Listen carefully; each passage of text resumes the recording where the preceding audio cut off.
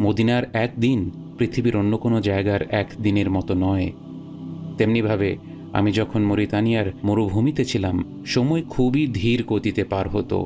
সেখানের 1 বছর যেন অন্য কোনো স্থানের 3 থেকে 4 বছরের সমান। অতএব সময়ে বরকতের বিষয়টি বাস্তব।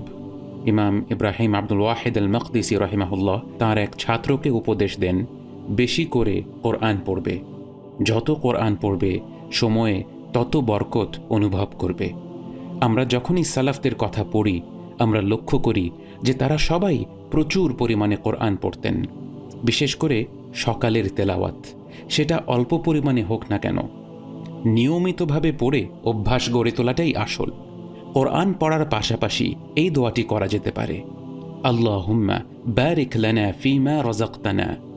আল্লাহ আমাদের যা কিছু দ্বারা রিজিক দিয়েছেন তার মাঝেই বরকত